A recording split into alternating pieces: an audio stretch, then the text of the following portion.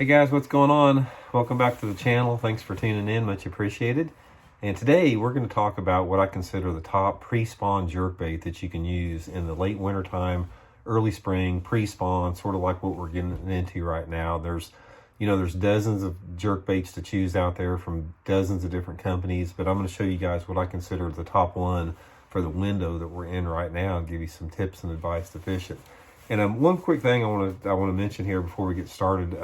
We have about 18 subscribers on Intuitive Angling here from the country of Ukraine.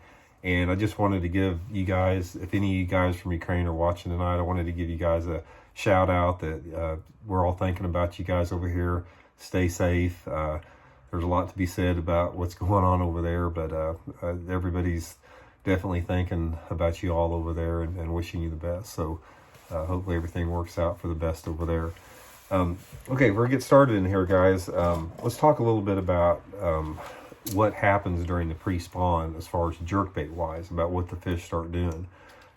Normally what happens is I usually do better in the winter time on smaller jerkbaits, the smaller profile jerkbaits, anything from like the Megabass Vision 110 down to like the Megabass 110 plus 1 Junior.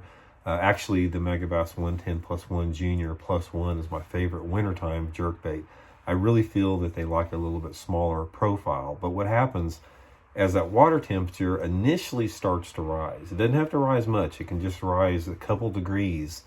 The bass usually start liking a little bit bigger jerkbait. And that's when I start using the bigger bait. And the one I want to talk today to guys is the Megabass Edo Shiner jerkbait. And you can see the size comparison between a Megabass Vision 110 and the Edo Shiner. You can sort of see a little bit different profiles. It's got a wider side to it like that, and it's about, I'm going to guess 3/4 of an inch longer than the 110.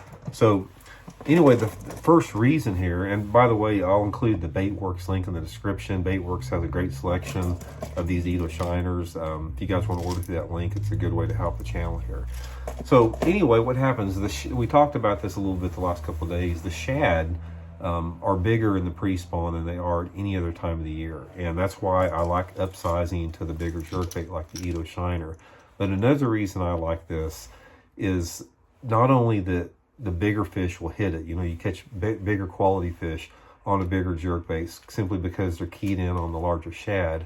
But on top of that, this displaces a little bit more water than another type of a jerkbait. The wider body on it, it's got a little bit more aggressive side-to-side action. It's got a harder darting action.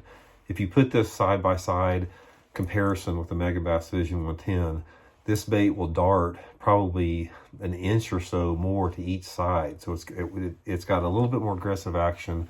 It displaces more water, that type of stuff. And also you can get it down a little bit deeper.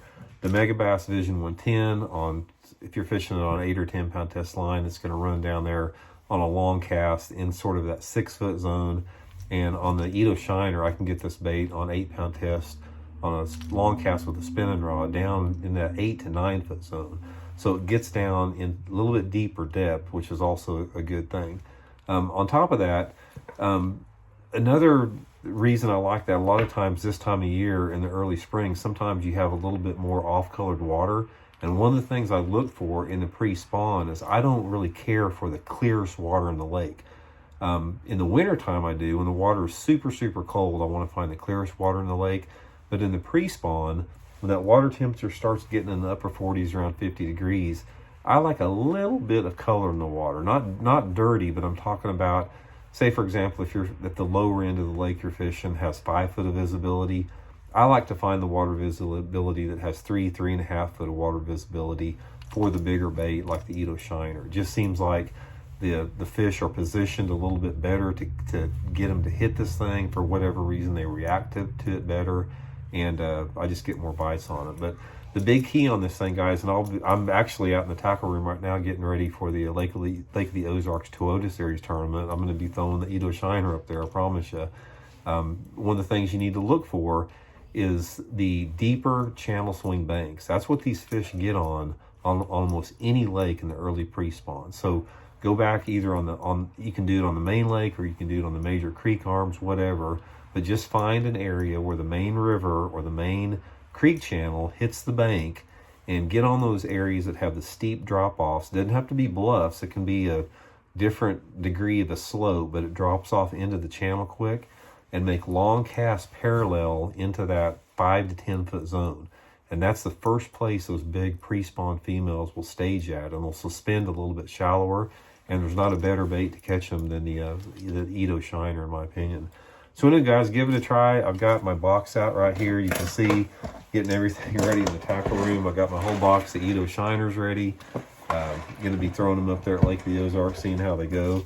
And you never know. I mean, that's the whole thing about fishing.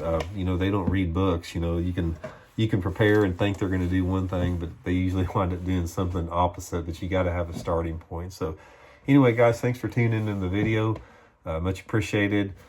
I'm going to start practice. I'm going to practice Saturday, Sunday, and half a day Monday. I'll give you guys a report every day I get off the water, and hopefully you guys can learn something, whether I suck in the tournament or whether I have a great tournament. So yeah, we'll let you know either way. So we'll talk to you later. See you.